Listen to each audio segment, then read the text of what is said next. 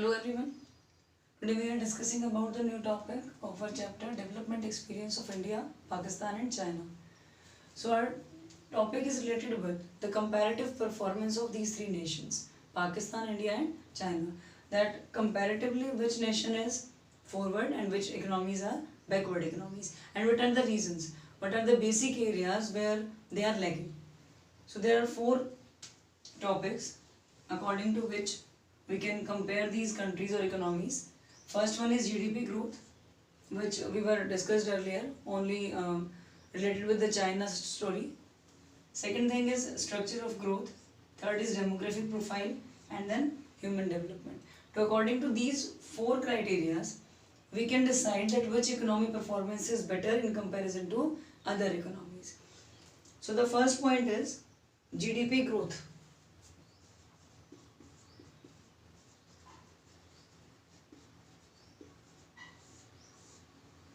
Now according to GDP growth, China दोनों Nations को उनके फॉरवर्ड है, मीन्स बेटर इकोनॉमीज का पार्ट है.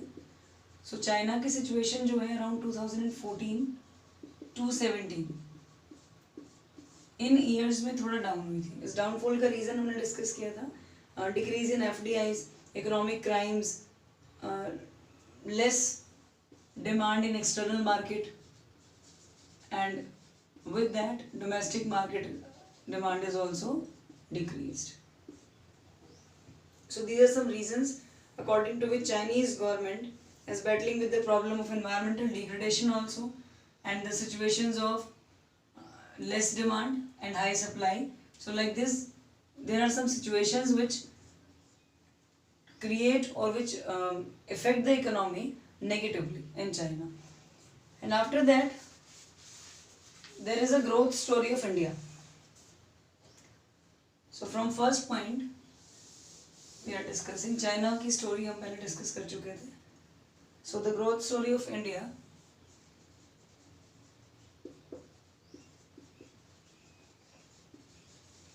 चाइना से अगर हम कंपेयर करते हैं तो इंडिया और पाकिस्तान दोनों की ही ग्रोथ स्टोरी उनसे लो है कंपैरेटिवली, बिकॉज चाइना ने स्टार्टिंग से ही जो पॉलिसी फॉलो की थी स्टेटिज्म, वो उसी को कंटिन्यू करते हुए आ रहे हैं. और यही रीज़न है कि वहाँ पे बेनिफिट ज़्यादा है, डिसीजंस टाइमली हो जाते हैं और प्रॉपर वे में डिसीजंस लिए जाते हैं. इसके साथ साथ स्ट्रेटिज्म तो उन्होंने फॉलो किया, प्लस FDIs को भी टाइमली ओपन कर दिया गया था. सो ये कुछ रीजंस थे जिसकी वजह से चाइना में डेवलपमेंट कंपैरेटिवली ज़्यादा है. So according to growth story of India, अगर हम GDP की बात करते हैं तो इन 2017 इंडिया में जो GDP ग्रोथ हुई थी दैट इज 2.439 ट्रिलियन. 2.439 ट्रिलियन ये US डॉलर्स में कंपेयर किया जाता है. सो कंपैरिजन अगर हम करते हैं चाइना से, हम काफ़ी पीछे हैं. In years 1951 to 2017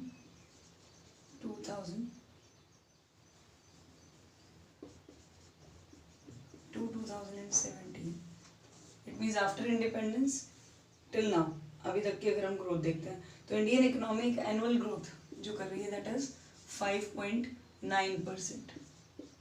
means her year GDP growth में 5.9% का कंट्रीब्यूशन इंडियन इकोनॉमी प्रोवाइड कर रही है. अब GDP ग्रोथ इंडिया में जितनी भी हो रही है, ये राइज जो हुआ ये एक्चुअल में 1951 से और 1990s तक ज़्यादा नहीं था. ये एक्चुअल राइज स्टार्ट हुआ 91 से, जहाँ से कौन सी पॉलिसीज आ गई थी इंडिया में, LPG policy, liberalisation, privatisation and globalisation. इस पॉलिसी के बाद इंडिया में बहुत सारे चेंजेस हुए. मैसिव इन्वेस्टमेंट होना स्टार्ट हुआ. जब हम प्राइवेटाइजेशन की बात कर रहे हैं तो ट्रांसफॉर्मेशन हुआ लिबरलाइजेशन से, कंट्रोल्स और क्वार्टर्स को हटा दिया गया, तो ऑटोमेटिकली ट्रांसफॉर्मेशन हुआ ओवरऑल इकोनॉमी का, primary, secondary and tertiary sector का. साथ साथ great promotion export promotions create हुए, जिसमें ग्लोबलाइजेशन का बहुत बड़ा सपोर्ट रहा. तो एक्सपोर्ट्स को प्रमोट करने में मेनली ग्लोबलाइजेशन ने वर्क किया. इसमें इन्वेस्टमेंट का लेवल इंक्रीज हो गया और लिबरलाइजेशन में फ्रीडम हो गई. तो इस पॉलिसी के बाद से जो हमारी GDP ग्रोथ है वो कंटिन्यूसली बढ़नी स्टार्ट हो गई. इसके बाद रिलायंस हमने ज़्यादा FDIs पे भी फिक्स कर लिया. जब एक्सपोर्ट प्रमोशन हो रहा है, इन्वेस्टमेंट्स आ रही हैं, प्राइवेटाइजेशन हो गया है, ग्लोबली आप लिंक कर रहे हो, तो ऑटोमेटिकली एफडीआई का रेशो भी इंक्रीज होना शुरू हो गया। अभी जो पॉलिसी आई थी LPG policy and plus NEP भी बोल देते हैं इसको, that is new economic policy. New economic policy 3 phases में डिवीजन हो जाता है, बिफोर 47, आफ्टर 47 एंड आफ्टर 91। सो 91 का जो टाइम पीरियड था वो था जिस टाइम पे पॉलिसीज हमारे पास इंट्रोड्यूस हो चुकी थी। इनको इंट्रोड्यूस करने का मेन मोटो यही था कि हम इन्वेस्टमेंट इंक्रीज कर सकें, क्वाटाज और लिमिटेशंस को हटा सकें और एक्सपोर्ट को प्रमोट कर सकें, ना कि हम लिमिटेड एरियाज में डेवलपमेंट करने का प्रोसेस जो है उसको कंटिन्यू करें। उसके बजाय इन चेंजेस को लाना इम्पोर्टेंट हो गया था। इसी टाइम पीरियड से जो ग्रोथ है हम उसको डिस्कस करेंगे जब से इंडिया में ये पॉलिसी इंट्रोड्यूस हुई थी।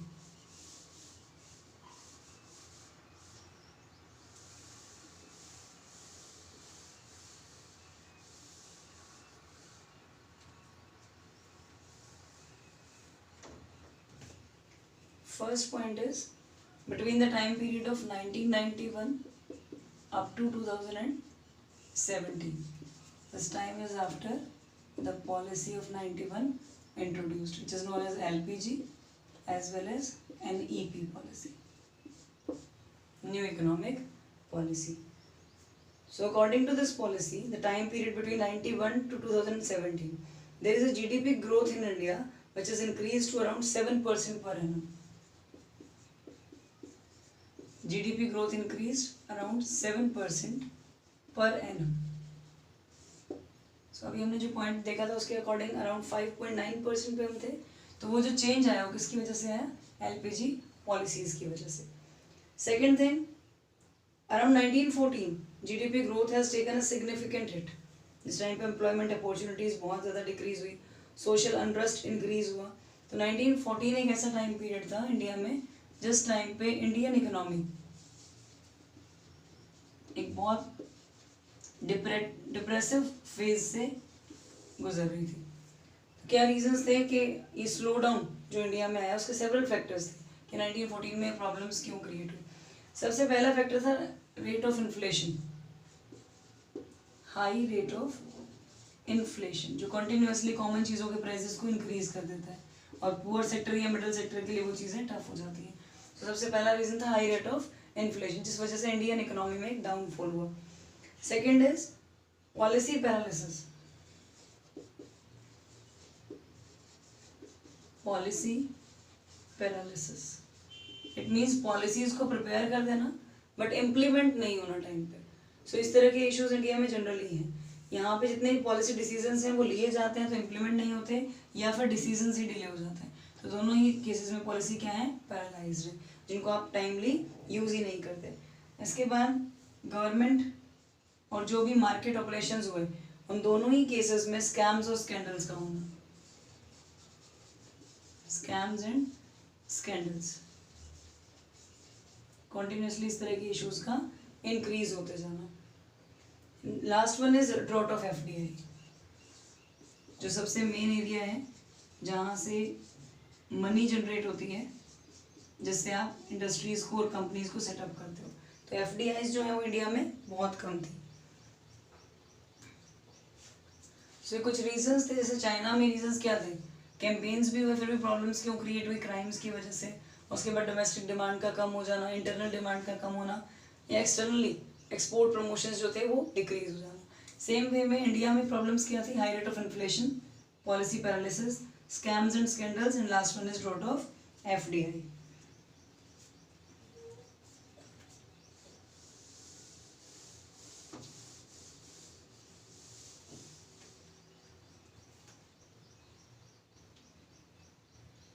अभी सेम सिचुएशन में जब कंटिन्यूसली इस तरह के स्लो डाउन होंगे इंडियन इकोनॉमी में तो गवर्नमेंट क्या हो जाएगी?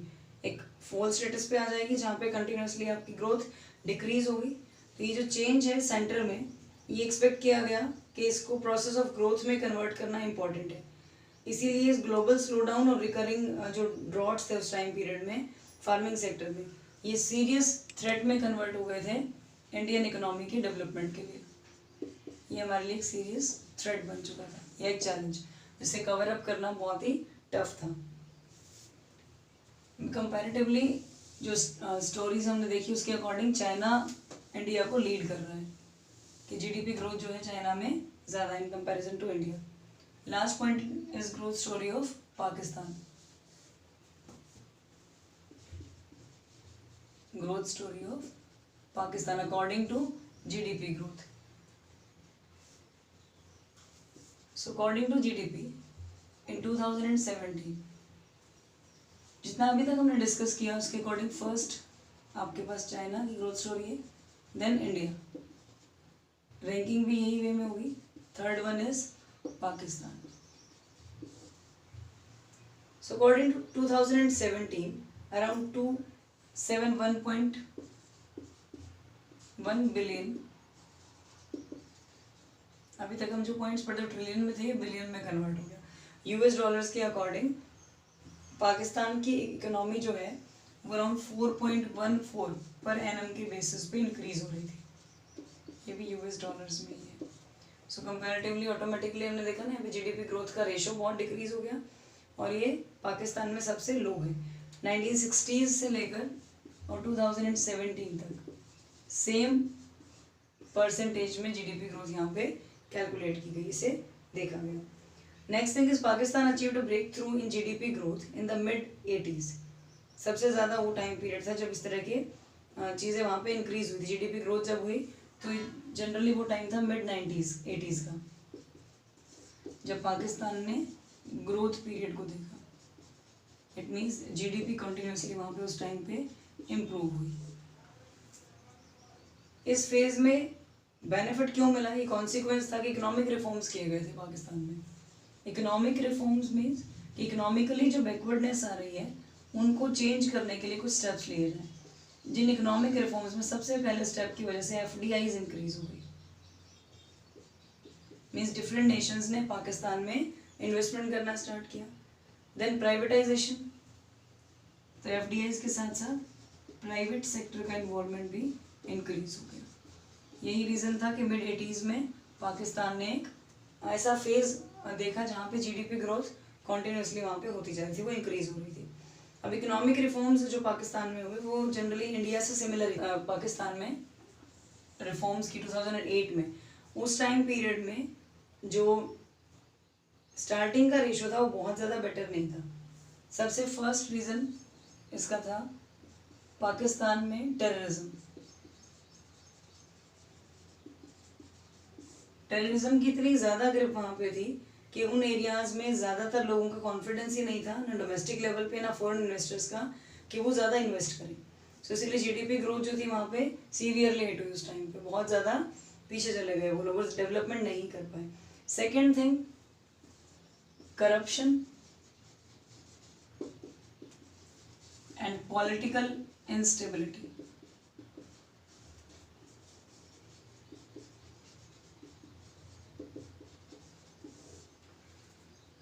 इन रीजंस की वजह से जो पाकिस्तान है वहाँ पे बहुत जल्दी से इकोनॉमिक ग्रोथ नहीं हुई थी। उसमें एक टाइम पीरियड लगा, जब बिगनिंग थी तो ये इकोनॉमिक आउटलुक था पाकिस्तान का जो बहुत ज़्यादा डिसअपॉइंटिंग हो गया था। 2008 में जो टाइम पीरियड था पाकिस्तान ने जो फेज़ देखा वो एक स्लो डाउन का फेज़ था। जैसे इंडिया में 1914 में, चाइना में 14 से 17 तक रहा, सेम ऐसे पाकिस्तान में ये डिसअपॉइंटिंग हुआ अराउंड 2008। और मेन रीजंस थे टेररिज्म इंक्रीज होना और करप्शन और पॉलिटिकल इंस्टेबिलिटी का कंटिन्यू रहना। इन रीजंस की वजह से ग्रोथ का लेवल डिक्रीज हुआ। सो इसीलिए जो हमारी जीडीपी थी वो स्लम हो गई, किस लेवल तक आ गई, 3.75% in the year of 2008, 3.75% per annum around 2008 because of terrorism and corruption और पॉलिटिकल इंस्टेबिलिटी। इन रीजंस की वजह से बहुत ज़्यादा डिक्रीज हुई। जनरली ये जो फेज था 8 में स्टार्ट हुआ और ये 2016 तक चलता रहा। It means economic downfall continuous हो गया। अराउंड 2017 में इकोनॉमी जो थी दोबारा से कुछ परसेंट उसने ग्रोथ की और 2017 में ये ग्रोथ रेट इंक्रीज होके 5.3% पे। सो ये जो स्लो ग्रोथ थी consequently low level of income को शो करती है और यही रीज़न है कि जो पाकिस्तानी इकोनॉमी है वो लो इनकम लो ग्रोथ ट्रैप में फंस चुकी है। इट मीन्स जब आपकी इनकम कम है तो इट मीन्स ये रीज़न है जीडीपी लेस ग्रोथ का। अब इनकम कम है तो मीन्स डिमांड कम होगी, डिमांड कम होगी तो आप जीडीपी कम प्रोड्यूस करेंगे। तो एक तरीके से यहाँ पे एक सर्कल बन चुका है, continuously low income and low growth process. ये यहाँ पे कॉन्टिन्यूस ट्रैप बन गया, इसमें पाकिस्तान की जो इकोनॉमी है वो फंस चुकी है। सो 3 टॉपिक्स हमने किए, तीनों टॉपिक्स में हमने क्या देखा, जीडीपी ग्रोथ का level comparatively India, Pakistan and China. तो सबसे बेस्ट इकोनॉमी हमारी कौन सी है इनके अकॉर्डिंग? चाइना, जहाँ पे जीडीपी ग्रोथ ज़्यादा है। स्लो डाउन यहाँ पे भी है बट वो लेवल नहीं है जो इंडिया और पाकिस्तान में है। इसके बाद इंडियन इकोनॉमी सेकंड रैंक पे आती है, क्योंकि वहाँ पे जो जीडीपी ग्रोथ का लेवल है वो इनसे ज़्यादा है, इंक्रीज़ है। और साथ साथ जो स्लो डाउन का टाइम पीरियड था उसको दोबारा से एनईपी पॉलिसीज़ के साथ साथ कंटिन्यू करके उन्हें प्रॉपर कर लिया गया था। देन पाकिस्तानी इकोनॉमी, जहाँ पे ये प्रॉब्लम्स बहुत ही ज़्यादा हैं, इसी वजह से वहाँ पे जीडीपी ग्रोथ का लेवल बहुत कम है। और ओवरऑल जो इकोनॉमिक ग्रोथ है डेवलपमेंट के बाद भी, वो भी बहुत बेटर नहीं है। अब इन तीनों को अगर हम कंपेयर करते हैं तो तीनों के जो पॉइंट्स हमने डिस्कस किए उनके अकॉर्डिंग फर्स्ट रैंक पे हमारा चाइना आ रहा है। तो China has outpaced both India and Pakistan with regard to GDP growth. China दोनों नेशन से आगे हैं, India and Pakistan in comparison, और if we are studying about the GDP growth, तो इस केस में दोनों नेशन से चाइना की इकोनॉमी जो है वो ज़्यादा बेटर है। अब सेकेंडली अगर हम इंडिया का कंपैरिजन करते हैं तो India is better than Pakistan, कि पाकिस्तान की इकोनॉमी बहुत ज़्यादा डाउन है इन कंपैरिजन टू इंडिया, तो इंडिया बेटर है पाकिस्तान से। बट अगर हम चाइना से कंपेयर करते हैं तो इंडिया काफ़ी पीछे है। तो relative success of China is credited to political stability. सबसे मेन रीज़न चाइना की जो डेवलपमेंट है उसका क्या है, पॉलिटिकल स्टेबिलिटी, कि वहाँ पे जो पॉलिटिकल सिस्टम है वो कंटिन्यूसली सेम है और बेटर डिसीजंस लेने में एबल है। यही रीज़न है कि वहाँ की इकोनॉमी ज़्यादा स्ट्रॉन्ग है पॉलिटिकली और नेशनल रिसोर्सेज को बेस्ट वे में यूटिलाइज कर सकती है, जो कि इंडिया और पाकिस्तान जैसी इकोनॉमीज़ में हम उसमें पीछे हैं। सो जीडीपी ग्रोथ के अकॉर्डिंग हमने रैंकिंग देखी तीनों पॉइंट्स की। Second thing is structure of growth. Structure of growth includes 3 sectors, primary sector development, secondary sector development और third is tertiary sector development. So अगर एक इकोनॉमी तीनों सेक्टर्स में एक साथ डेवलप होती है, that is known as structure of growth. Means sectoral share in output और employment increase, so automatically overall growth is known as structure of growth.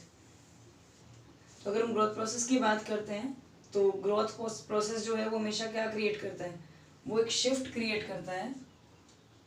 पहले हम एक पॉइंट लिख लेते हैं, second point, structure of growth. Structure of growth का meaning 3 sectors के development से है, primary sector, secondary sector and tertiary sector. जब आपके तीनों सेक्टर्स इक्वली ग्रोथ करते हैं तो उसको हम क्या बोल देते हैं, स्ट्रक्चर ऑफ ग्रोथ। तो इसका मतलब ये होता है ग्रोथ किस वे में हो रही है, 2 चीज़ों में होती है। एक तो आउटपुट इंक्रीज हो तो आप कहते हैं ग्रोथ है, एंड एम्प्लॉयमेंट इंक्रीज होने पे। इट मीन्स ये दोनों फैक्टर्स आपकी ग्रोथ को शो करते हैं, increase in output and increase in employment. तो जो ग्रोथ प्रोसेस है या डेवलपमेंट प्रोसेस है वो दोनों अगर कंपैरेटिवली या कंबाइंड हम उनको स्टडी करें तो जो परसेंटेज शेयर है प्राइमरी सेक्टर का आउटपुट में और एम्प्लॉयमेंट में वो कंटिन्यूसली डिक्रीज हो रहा है, जबकि सेकेंडरी और टर्शरी का इंक्रीज हुआ है। तो आउटपुट के लेवल के अकॉर्डिंग प्राइमरी का जो कंट्रीब्यूशन है आउटपुट में भी और एम्प्लॉयमेंट में भी वो डिक्रीज हो रहा है। और अगर इसी को हम देखते हैं सेकेंडरी सेक्टर में प्लस टर्शरी सेक्टर में तो ये कंट्रीब्यूशन इंक्रीज हुआ है। तो ये जो चेंजेस हैं इसी को हम बोलते हैं स्ट्रक्चर ऑफ ग्रोथ, कि पहले से ज़्यादा बेटरमेंट किस सेक्टर में आ रहा है अभी, सेकेंडरी एंड टर्शरी में। जितनी भी डेवलप्ड इकोनॉमीज़ हैं जैसे यूएस है, यूके है, इन सभी डेवलप्ड इकोनॉमीज़ में सबसे पहला जो शिफ्ट आता है वो प्राइमरी से सेकेंडरी और सेकेंडरी से टर्शरी पे ही आता है। सो इंडिया में एक प्रॉब्लम है, सेकेंडरी सेक्टर थोड़ा सा लो है but tertiary sector properly improve कर रहा है। तो स्ट्रक्चर ऑफ ग्रोथ टाइम के साथ साथ इंक्रीज होता गया है। अगर हम तीनों नेशंस का कंपैरिजन करते हैं इन तीन सेक्टर्स के बेसिस पे, तो एक नोटिसेबल स्ट्रक्चरल ट्रांसफॉर्मेशन देखा गया, जिसमें प्राइमरी सेक्टर अब ज़्यादा प्रिंसिपली कंट्रीब्यूट नहीं कर रहा है जीडीपी में किसी भी नेशन में। इंडिया में भी इसकी इंपॉर्टेंस अब पहले से डिक्रीज हो गई, हम ज़्यादा डिपेंडेंट हो गए सेकेंडरी और टर्शरी सेक्टर्स पे। तो इट मीन्स ये एक्सपीरियंस एक नोटिसेबल स्ट्रक्चरल ट्रांसफॉर्मेशन का एग्जाम्पल है।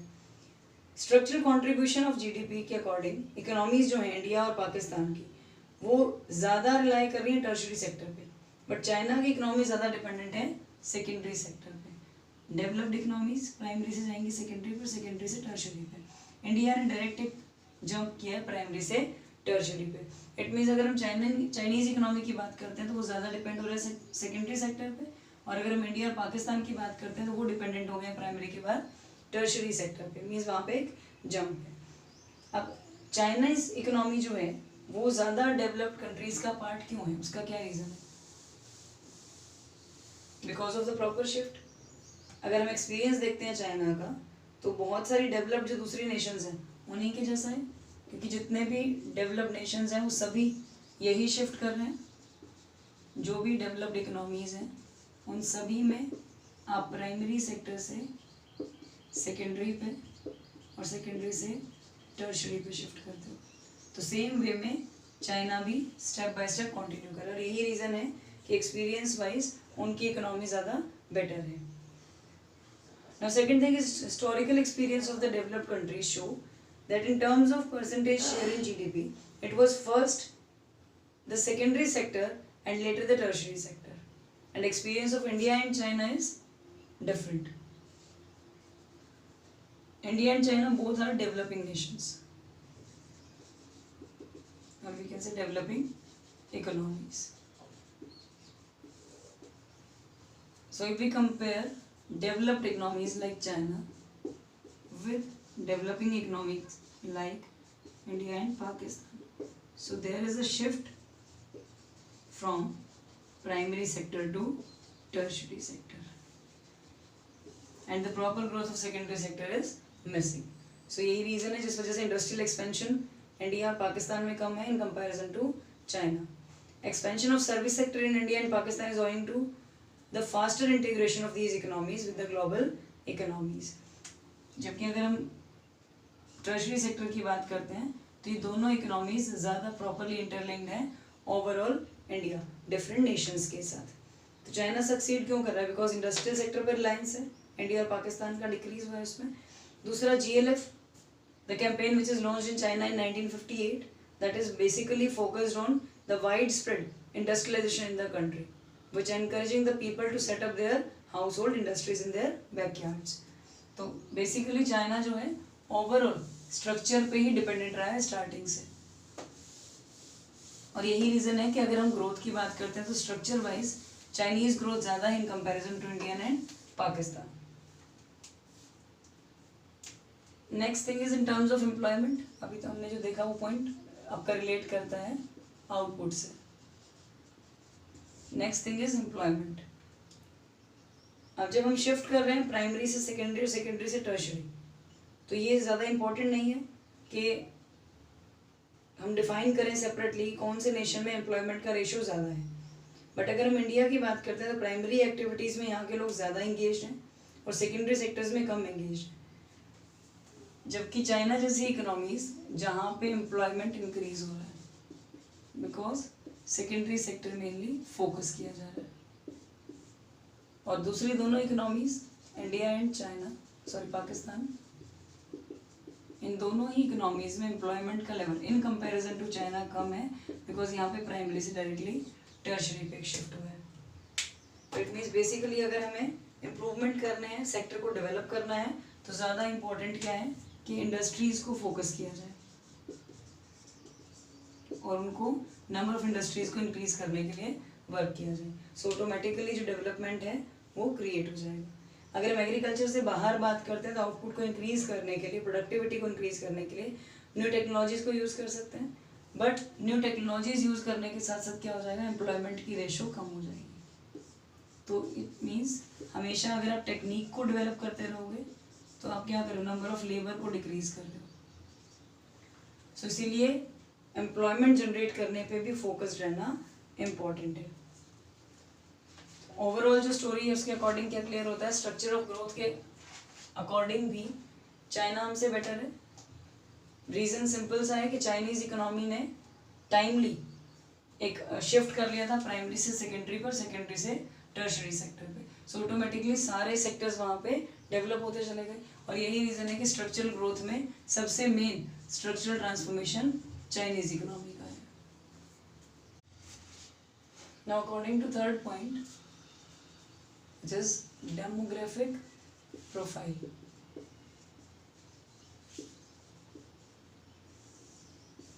Demographic profile represents the ratio of population change in different economies. So first of all, India और China they are together are a habitat of 38% of world's population. जो पूरे world की 100% population है उसका 38% India and China, ये दोनों Nations जो हैं इनमें एग्जिस्ट करता है। इट मीन्स ये हैबिटेट हैं 38% ऑफ पॉपुलेशन के लिए। तो इससे ये चीज़ तो क्लियर हो जाती है कि पॉपुलेशन वाइज दोनों ही नेशंस बहुत ज़्यादा फॉरवर्ड है। So India with a little more than 1.2 billion people is a habitat for nearly 18% of the world's population. India की जो पॉपुलेशन है अराउंड 1.2 बिलियन के साथ 1.2 बिलियन पॉपुलेशन के साथ बहुत सारे लोगों का हैबिटेट है और नियरली 18% की पॉपुलेशन को के लिए एक हैबिटेट प्रोवाइड करती है, रहने की जगह प्रोवाइड करती है, अराउंड 1.2 बिलियन पीपल। और सेकेंडली अगर हम देखते हैं इसके अकॉर्डिंग 20% जो है वो किस में चला जाएगा, ये हमारा इंडिया का रेशो है 38 में से और ये हमारा चाइना का रेशो है। इसमें जो चाइनीज़ इकोनॉमी है वो अराउंड 1.34 बिलियन पे है। सो इससे एक पॉइंट तो क्लियर हो जाता है कि दोनों नेशंस की पॉपुलेशन बहुत ही ज़्यादा, और फर्स्ट रैंक पे आता है China according to statistical data, और सेकंड पे आता है इंडिया पॉपुलेशन वाइज। अब अगर हम कंपैरिजन करते हैं पाकिस्तान का इन दोनों इकोनॉमीज़ के साथ तो उनकी पॉपुलेशन बहुत ही कम है, अराउंड हम कह सकते हैं 1/10 चाइना और इंडिया की।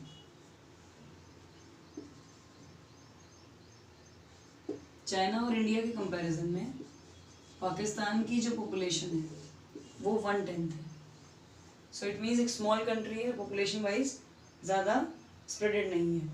अब इंडिया और पाकिस्तान दोनों में जो साइज ऑफ पॉपुलेशन है वो सबसे बड़ी एक रिस्ट्रिक्शन या एक हिंड्रेंस है प्रोसेस ऑफ ग्रोथ के लिए, क्योंकि जितने ज़्यादा पॉपुलेशन का साइज इंक्रीज होगा,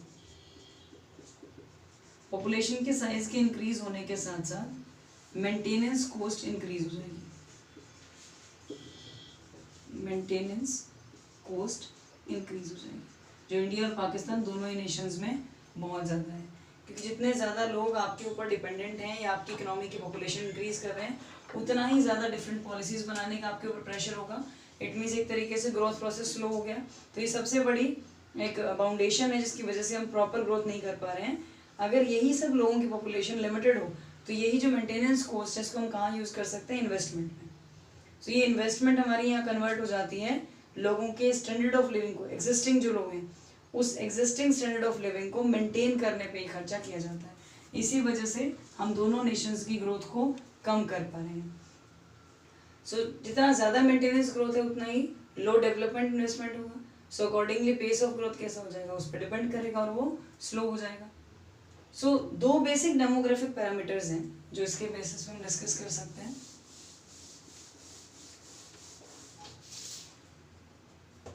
इन दो बेसिक पैरामीटर्स में सबसे पहला रीजन तो ये आता है that moderate growth of population, moderate growth of population, ये फर्स्ट पैरामीटर है हमारी डेमोग्राफिक प्रोफाइल का है। डेमोग्राफिक पैरामीटर्स हम इनको बोल सकते हैं, moderate growth of population. Second thing is low density of population.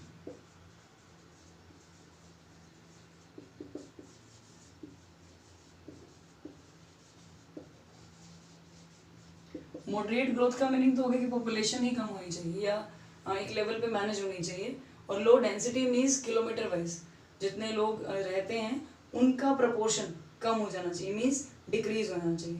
तो चाइना ने सबसे पहले जो low moderate growth of population strategy को अडॉप्ट किया 1979 में, 1979 में, और इस पॉलिसी को नेम दिया गया वन चाइल्ड पॉलिसी। ये पॉलिसी थी वन चाइल्ड पॉलिसी। इस पॉलिसी को उस टाइम पे सक्सेसफुली परस्यू किया गया, पूरे नेशन में कंटिन्यू किया गया, और कॉन्सिक्वेंटली जो ग्रोथ का लेवल था वहाँ पे वो 1.33% से रिड्यूस हुआ, 1.33% से अराउंड 0.47% पे पहुँच गया। इट मीन्स ये जो इंक्रीज रेट था ये काफ़ी ज़्यादा डिक्रीज हुआ with the help of one child policy. तो चाइना ने सबसे पहले इसको अडॉप्ट भी किया और ग्रोथ रेट को कंट्रोल करना स्टार्ट कर दिया। बट वहीं पे अगर हम इंडिया का ग्रोथ रेट देखते हैं तो 1.76% है, ये चाइना का है, यहाँ पे ग्रोथ रेट है 1.6%। और अगर हम पाकिस्तान का ग्रोथ रेट देखते हैं तो वो कंपैरेटिवली दोनों से ही ज़्यादा है, दैट इज़ 1.8%। पॉपुलेशन वाइज ये कम है overall, but growth rate population का यहाँ पे मैक्सिमम है in comparison to India and China. So सबसे ज़्यादा बेटरमेंट किस एरिया में हुआ, किस इकोनॉमी में, चाइना में, बिकॉज उन्होंने अपनी ग्रोथ ऑफ पॉपुलेशन को मॉडरेट किया, एक लेवल पे डिक्रीज कर लिया। Second, low density of population, it means जो पॉपुलेशन है हमारी वो एरिया वाइज भी कम होनी चाहिए। तो अगर हम चाइना की बात करते हैं तो यहाँ पे लो डेंसिटी है population in comparison to India and Pakistan. Reason, China के पास ज़्यादा जोग्राफिकल एरिया है इंडिया और पाकिस्तान से, तो इट मीन्स वहाँ पे ज़्यादा लोग रह सकते हैं और उनके पास जोग्राफिकली जो लैंड है फैक्टर जो है वो ज़्यादा एग्जिस्ट करता है। सो इसीलिए सेकेंड थिंग जो है वो भी किसके फेवर में आती है, चाइना, क्योंकि चाइना में पॉपुलेशन पे कंट्रोल करने के साथ साथ डेंसिटी जो है एरिया वाइज वो भी कम है, मीन्स पर किलोमीटर में जो लोग हैं वो भी कंपैरेटिवली कम है इंडिया और पाकिस्तान से। सो अगर हम एस्टिमेशन करते हैं इसका तो अराउंड 143 पर्सन पर स्क्वायर किलोमीटर में रहते हैं चाइना में, 143 पर्सन पर स्क्वायर किलोमीटर डेंसिटी। अब इसका कंपैरिजन अगर हम इंडिया से करते हैं तो अराउंड 382 पर्सन है पर स्क्वायर किलोमीटर, ये इंडिया का है। इट मीन्स इंडिया का और चाइना का अगर हम देखें तो ऑलमोस्ट ट्रिपल के अराउंड ही हो गया। इसके बाद 225 पर्सन पर किलोमीटर स्क्वायर किलोमीटर, ये आपका आता है पाकिस्तान में। सो इससे क्या क्लियर होता है, दोनों ही जो हमारे डेमोग्राफिक पैरामीटर्स हैं वो फेवर में है चाइना के। चाइना में मॉडरेट ग्रोथ भी है पॉपुलेशन का इस पॉलिसी को टाइमली अडॉप्ट करने की वजह से। सेकेंडली, डेंसिटी ऑफ पॉपुलेशन भी वहाँ पे कम है। इसका एक रीज़न ये भी है कि डेंसिटी ऑफ पॉपुलेशन कम है क्योंकि वहाँ पे जोग्राफिकल एरिया भी ज़्यादा है और इंडिया और पाकिस्तान में जोग्राफिकल एरिया कम है। सो ये चीज़ें इंडिकेशन देती हैं कि सस्टेनेबल डेवलपमेंट कहाँ ज़्यादा हो सकता है, चाइना में, क्योंकि जहाँ पे लो डेंसिटी होगी वहीं पे कम स्ट्रेस होगा नेचुरल रिसोर्सेज पे और ऑटोमेटिकली उनका यूज़ बेटर होगा। तो अगर हम चाइना और पाकिस्तान दोनों को देखते हैं तो कंपैरेटिवली चाइना ज़्यादा बेटर है, और सेम ऐसा ही चाइना और इंडिया में भी चाइना की जो पैरामीटर्स है डेमोग्राफिक वो फेवर में है। दोनों चीज़ें वहाँ पे इन दोनों नेशंस के कंपैरिजन में बेटर है। अब आता है लास्ट पॉइंट,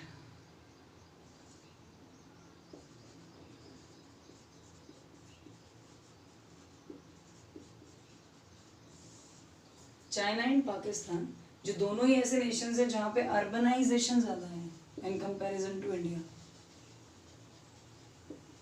अर्बनाइजेशन इन दोनों नेशंस में इंक्रीज हुआ है अगर हम उसे इंडिया से कंपेयर करते हैं। तो जिन एरियाज़ में अर्बनाइजेशन ज़्यादा इंक्रीज होता है तो डायरेक्टली वो किससे लिंक करता है, स्ट्रक्चरल ट्रांसफॉर्मेशन से। लोग अर्बन एरियाज़ में शिफ्ट ही कब होते हैं, जब वहाँ पे अपॉर्चुनिटीज़ क्रिएट होती हैं। तो ये किस चीज़ का साइन हो गया, डायरेक्टली आपका स्ट्रक्चरल ट्रांसफॉर्मेशन का, कि जितने ज़्यादा अर्बन एरियाज़ बढ़े उतने ही ज़्यादा डेवलपमेंट क्रिएट हुआ। तो वर्क फोर्स में शिफ्ट आ जाती है एग्रीकल्चर से इंडस्ट्रीज और सर्विसेज की तरफ। तो दोनों ही नेशंस में जो वर्क फोर्स है वो ज़्यादा इंडस्ट्रीज एंड जो हमारा सर्विस सेक्टर है, थर्ड सेक्टर, उस पर एक शिफ्ट हो गई है इन दोनों इकोनॉमीज की।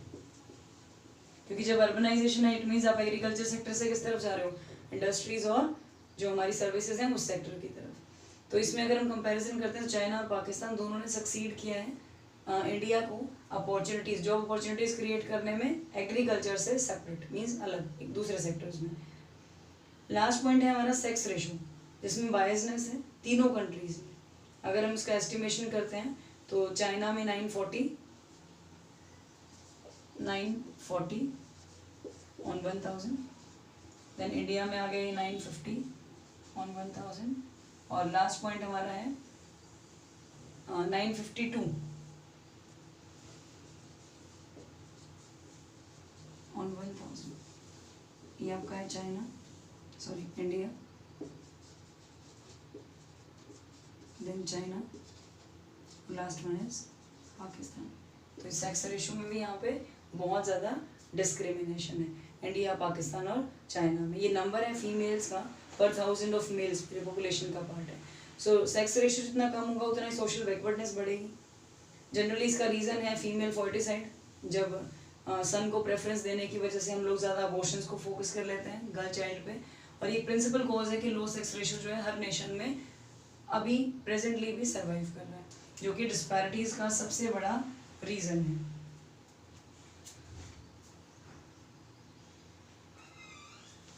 अब आता है हमारे पास लास्ट पॉइंट, ह्यूमन डेवलपमेंट। तो डेमोग्राफिक प्रोफाइल अभी तक हमने 3 पॉइंट्स किए, तीनों के according Chinese economy first rank पे है। लास्ट में हम इसको फिर से एक बार कंपेयर करके भी पढ़ेंगे 4 पॉइंट्स के अकॉर्डिंग। सो हमारे पास आता है last point, that is human development.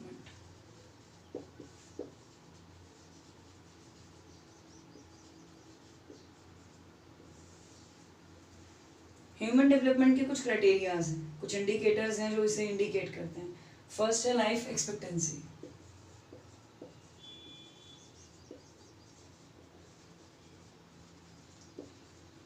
Life expectancy means expected average life of a person.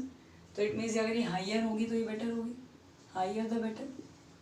जितनी ज़्यादा ही इंक्रीज हो रही, इट मीन्स आपकी कंट्री में एजुकेशनल और हेल्थ स्टेटस इम्प्रूव हो रहा है। Second is adult literacy rate, ये भी हाइयर होगा उतना ही बेटर होगा, adult literacy rate, because adults अगर एजुकेशन लाइन का पार्ट नहीं रहेंगे तो वो जॉब अपॉर्चुनिटीज़ को नहीं ले पाएंगे। Percentage of population below poverty line, percentage of population of BPL, ये होगा डिक्रीज द बेटर, कम होगा तो आपके लिए बेटर है, क्योंकि बिलो पॉवर्टी लाइन जो रेशो है इंडिया का वो वर्ल्ड की हाईएस्ट लार्जेस्ट कंसंट्रेशन है, इतने पुअर और किसी भी नेशंस में एक साथ नहीं है। सो ये जो पॉपुलेशन है बीपीएल फैमिलीज की अगर ये डिक्रीज होती है तो ये हमारे लिए बेटर इंडिकेशन है कि इकोनॉमिक डेवलपमेंट ज़्यादा हो रहा है। Next is infant mortality rate, infant mortality rate, newborn babies का जो डेथ रेट है उसका डिक्रीज हो जाना बेटर है, तो वो पॉजिटिव इंडिकेशन है। Then maternal mortality rate, maternal mortality rate,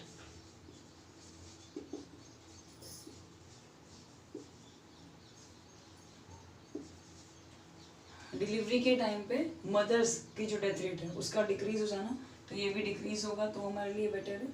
then percentage of population having access to improved water sources, जितनी ज़्यादा पॉपुलेशन का के लिए रीचेबल हो जाए वाटर सोर्सेज उतना ही ज़्यादा बेटर इंडिकेशन है। सो इस वे में ये कुछ इंडिकेटर्स हैं जो ह्यूमन डेवलपमेंट को शो करते हैं। अगर चेंजेस इस वे में हो रहे हैं इट मीन्स इकोनॉमी डेवलप हो रही है, अगर ये चेंजेस रिवर्स हैं इट मीन्स आपकी इकोनॉमी बेटर वे में वर्क नहीं कर रही है। इसके बाद परसेंटेजेस आती है अंडर नरिश्ड पॉपुलेशन की, lower the better, percentage of population having access to improved sanitization, higher the better, and finally GDP per capita that is adjusted for the differences in purchasing power, higher the better. जैसे हम US dollar से compare करते हैं, जितनी ज़्यादा आपकी purchasing power होगी उतना ही बेटरमेंट होगा, उतनी आप बेटर फैसिलिटीज़ को अचीव कर पाओगे। तो कंपैरेटिवली अगर हम देखते हैं तो चाइनीज़ जो नेशन है या इकोनॉमी है वो इन सभी चीज़ों में हमसे बेटर है, जिसके अकॉर्डिंग हम ये शो कर सकते हैं दैट एजुकेशन एंड हेल्थ दोनों ही चीज़ें चाइना में हमसे आगे हैं। और ये बेसिक रीज़न है जिसकी वजह से चाइना यहाँ पे ज़्यादा ग्रोथ कर रहा है। इसके बाद वो स्ट्रेटलिज्म को फॉलो करता है और यही रीज़न है कि नेचुरल रिसोर्सेज की एक्सप्लोटेशन नहीं होती या बहुत कम होती है और उनका बेटर यूटिलाइजेशन होता है। तो जब आप बेटर यूटिलाइज करोगे तो ऑटोमेटिकली आपका ग्रोथ रेट इंक्रीज हो जाएगा। तो चाइना की जो परफॉर्मेंस है वो इन्फेंट मोर्टेलिटी रेट में, मटरनल मोर्टेलिटी रेट में ज़्यादा है।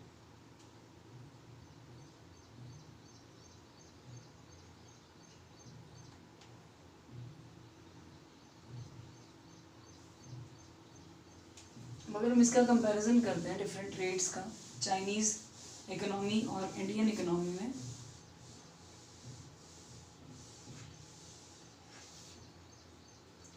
सो इसके अकॉर्डिंग जो ग्रोथ रेट है according to 2017 HDI China, India और पाकिस्तान की, उसको हम कंपैरिजन करें चाइना, इंडिया एंड पाकिस्तान, तो तीनों लेवल्स पे जो HDI है मीन्स जो ह्यूमन डेवलपमेंट इंडेक्स है, जो ये रैंकिंग देता है किसी भी नेशन को कि उनका ग्रोथ और डेवलपमेंट का लेवल कितना है, तो अगर उसका एस्टिमेशन हम करते हैं according to 2017 means around recent datas की अगर हम बात करते हैं तो सबसे पहले चाइनीज़ इकोनॉमी 0.752, देन 0.640 और नेक्स्ट है 0.562। ये हमारा growth rate according to 2017। Higher HDI ranking जो चाइना की है that is because of GDP growth, per capita growth जो वहाँ पे GDP की वो ज़्यादा है। 2016 के अकॉर्डिंग जो GDP पर कैपिटा है उसे एस्टिमेट किया गया अराउंड 15,270। ये वहाँ की GDP ग्रोथ की वजह से ये डेवलपमेंट है कि पर पर्सन जो पर कैपिटा जो GDP ग्रोथ आ रही है वो इतनी है। और इट इज़ नियरली अबाउट 6358। ये इंडिया का GDP ग्रोथ रेट है, ये सभी US डॉलर्स में है। So comparatively Chinese growth better है। Third is 5311 for Pakistan, 5311 in US dollars for Pakistan economy. So इन रेशियोज के अकॉर्डिंग अगर हम देखें तो GDP पर कैपिटा के अकॉर्डिंग चाइना का performance better in comparison to India and Pakistan. China ने पाकिस्तान से बेटर और इंडिया से बेटर GDP ग्रोथ में भी किया है, प्लस सेकंड जो यहाँ पे चेंजेस आए हैं that is infant mortality rate में भी ऐसा हुआ है और मटरनल मोर्टेलिटी रेट। तो चाइना बेटर कर रहा है इनमें भी। इन्फेंट मोर्टेलिटी रेट जो है वो वहाँ पे काफ़ी कम है, अराउंड 11.8, जो कि इंडिया में 37.8। तो इट मीन्स ये infant mortality rate plus maternal mortality rate, इन तीनों स्टेजेस में इंडिया और पाकिस्तान से आगे हैं। तो ओवरऑल अगर हम देखते हैं तो चाइनीज़ इकोनॉमी फिर से एक बेटर परफॉर्मेंस को शो कर रही है, क्योंकि वहाँ पे सैनिटाइजेशन वगैरह भी हमसे ज़्यादा बेटर है, जैसे अराउंड 76.5% पॉपुलेशन प्रॉपरली उसके लिए एक्सेसिबल है इम्प्रूव्ड सैनिटाइजेशन इंडिया और पाकिस्तान की कंपैरिजन में। सो ये जो प्रॉब्लम्स हैं ये क्यों क्रिएट हो रही हैं, बिकॉज इंडिया और पाकिस्तान दोनों ही नेशंस